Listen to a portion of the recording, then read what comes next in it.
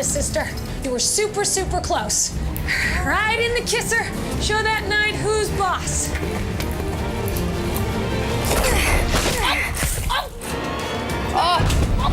Oh, God.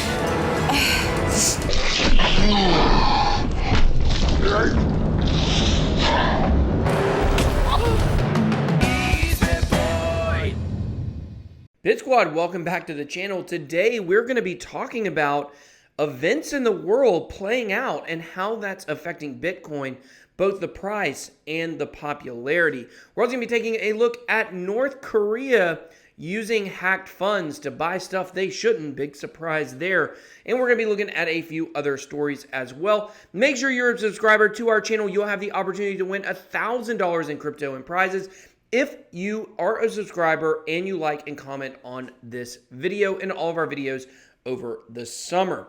So, okay, guys, here I am on bitboycrypto.com. By the way, website's been a huge success. We're getting a lot of traffic. You guys may see some blank spots. I'm waiting for Google to approve me for some ads and different stuff. But if you're using a Brave browser, you still won't see them. So check out BitBoy Crypto. Put the link above if you haven't checked it out yet. Covering many stories every single day. And today we're going to be talking about some stories on the site. So as far as Bitcoin goes, let me refresher. It's coming in at $11,735. Bitcoin dominance at 68.2% every time I check. It has gone up. The market up to $307 billion. Now, let's move over to Coin360 and look, they've got Bitcoin at $11,745. And Decred and Digibyte had some good days, but we're going to talk about altcoins later today. If you missed our altcoin video from last night, I'll put the link above so you can check that out. So it looks like Bitcoin is really stabilized over the last several hours after a huge run up and a flash crash. And we're going to be looking at why that happened and what is going on in the world of Bitcoin. So we head on over to bitboycrypto.com and here we go. Bitcoin benefiting from global moves. Now, if we look at the current Bitcoin price, when I wrote this morning, it was coming in at $11,600. It has rebounded a bit. But when you look at the 7-day chart here, you will see the infamous BART pattern here. And let me see if I can put that on my head. How about that? Did you guys like that? I don't have a BART head. I have a BitBoy head. But anyways, guys, you see we had a huge run up yesterday in a short period of time. It happened between about 1 a.m. and 7 a.m. and then it went back down. Now, 12,000 is a hard number for Bitcoin to get over right now. It got up to 12,300 and then immediately dropped down when it hit $12,300-ish dollars, and it kept falling, but it has kind of stabilized since then. Now, what does that mean for Bitcoin? Well, it means that we got over 12,000 and immediately got rejected, and we're having trouble getting back up there today. So I don't know. Will this be the end of the run of 8 consecutive days of green? Will we have our first red day? I don't know. Let me know what you guys think. I'll put a poll. Do you think we're going to have a red or green day today? So what is going on with the Bitcoin price? Why have we been having all these run-ups? Well, the reason is because world events. In some form or fashion, the world events going on right now are affecting the price of Bitcoin. Now, the real question is, are these world events really affecting Bitcoin, or is it the psychology, or is it the idea that there's big world events going on and there's not a direct impact, but it's that people are always talking about world events affecting Bitcoin, and that makes people want to buy it. Kind of a self-fulfilling prophecy, if you will. There was a story on Crypto Coin News. I mentioned it in this article here, basically saying that because people are talking about it, there's buzz and there's hype about Bitcoin and how it can be a hedge against, traditional assets, that in itself could be making the price rise. So the more instability and volatility we have going on in the world right now, the better it is for Bitcoin because people are thinking it's going to have an impact. It's kind of a hard concept to understand, and maybe I'm not explaining it great, but the fact is that regardless of whether it's a direct impact or kind of a runoff impact, it is having an impact. The U.S.-China trade war, we talked about it yesterday. If you missed that Bitcoin video, I'll put that up above.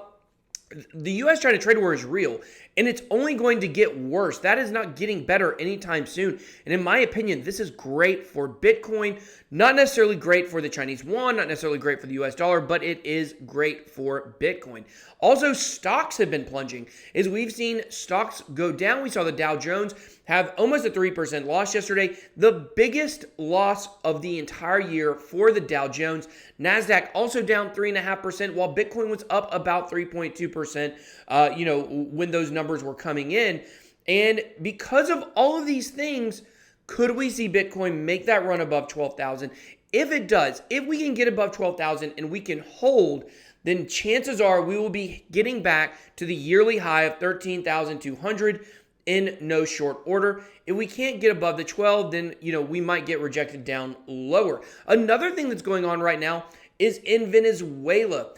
President Donald Trump not only imposed a tariff on Chinese goods over the last week, he also froze all of the government assets of Nicolas Maduro and the Venezuelan government because they say he usurped the power there by holding fraudulent elections. You can read more about all these stories, like I said, on bitboycrypto.com. Now, what is that doing for Bitcoin? Well, there may not be a specific impact, but it is impacting interest and popularity in Venezuela. Local Bitcoins has seen a surge in peer-to-peer transactions involving Bitcoin. People are, trading it against the Venezuelan bolivar, which, as you well know, has been, the subject of a lot of stories regarding its hyperinflation, as it has gone absolutely insane. Now, this could be a blueprint for what we will see in other countries going forward that do have a fiat currency collapse or hyperinflation.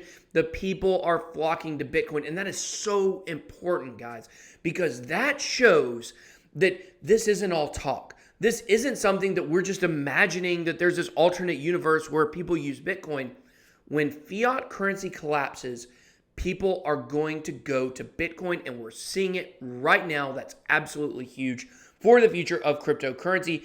Speaking of the future of cryptocurrency and fiat collapse, the U.S. Federal Reserve is trying to catch up with the times.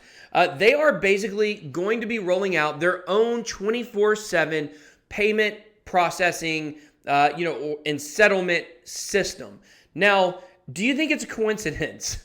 It seems like they're trying to copy Bitcoin because we know Bitcoin is never down. You can send it 24/7, 365 days a year.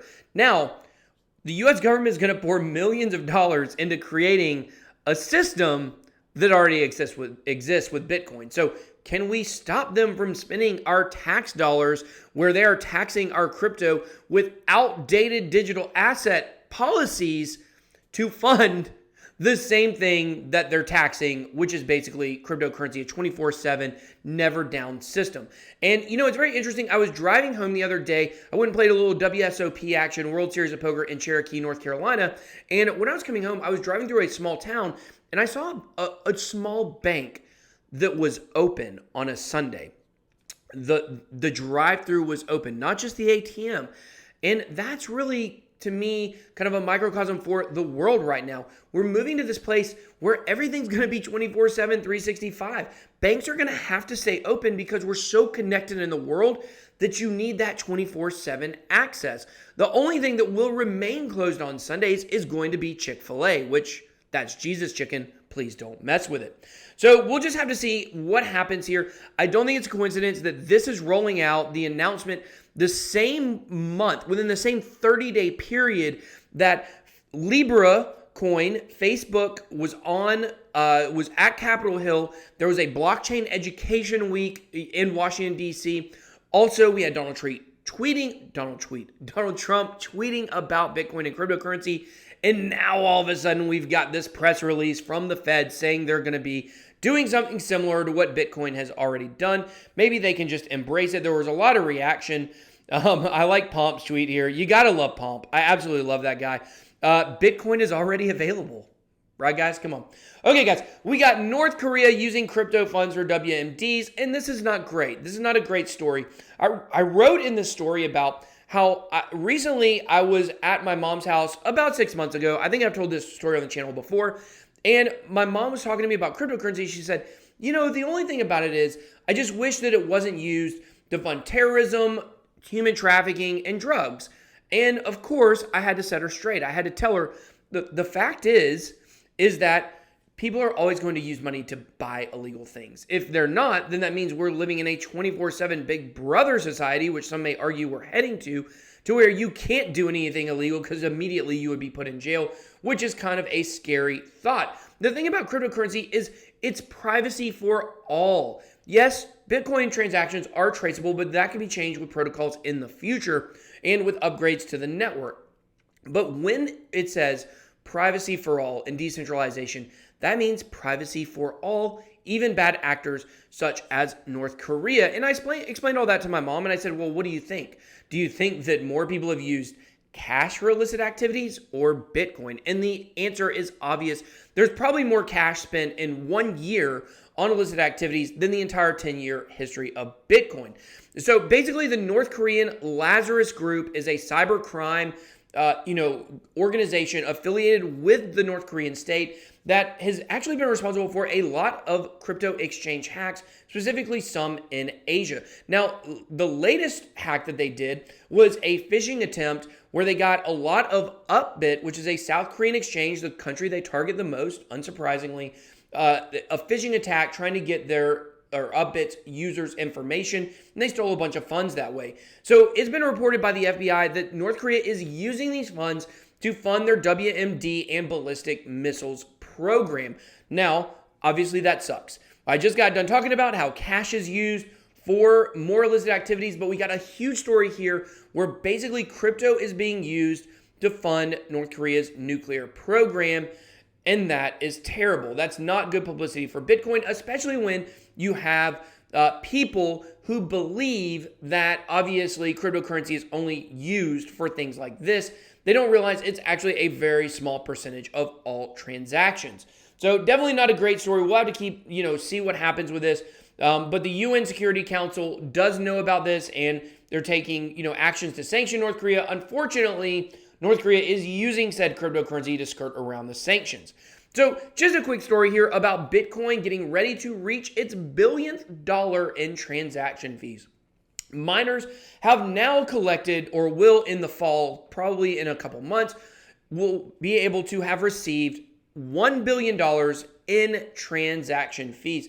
Now, when we look at this chart posted on Twitter by Nick Carter, you will see in 2017 the run-up. Now, this is a gradual incline in fees, and you can see that it's really been gradual up until January from the bull run. But during that last bull run, it went up so much. Now, the unfortunate thing was also the network got clogged. Transaction fees were going way, way, way up during that time. And basically, Bitcoin, the developers have been trying to do stuff to prevent this from happening in the next bull run by using things such as SegWit and also batch transactions. Now, transaction fees, despite the fact that they're reaching $1 billion soon, they've actually dropped 60% over the last year, which is saying a lot because Bitcoin is up like 300%, roughly from November to now.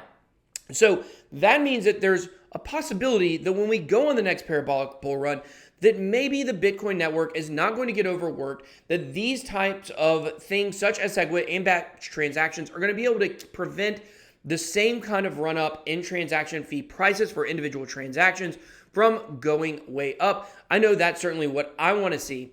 And also, only about half of all Bitcoin transactions right now are SegWit. So that really shows that there's actually a huge opportunity for growth or for continuing, not growth, but continuing to shrink those transaction fees. We may see that number drop down closer to 80% lower over the last year, which would definitely be pretty cool. But I think this really speaks to just the entire environment that Bitcoin has created. The fact that the network has been able to garner $1 billion in transaction fees. I think that's absolutely huge. In 2009, no one would have believed this. No one would have believed that we have this thing called Bitcoin that is basically now an alternative currency. It is the gold 2.0. You can call it one or the other, but I think one day we will no longer be calling it the alternative currency, and we will be calling it the thing upon which our financial system is built. So whether or not Bitcoin itself is the digital cash that it was meant to be, and it becomes something else, whether it's Libra or whether it's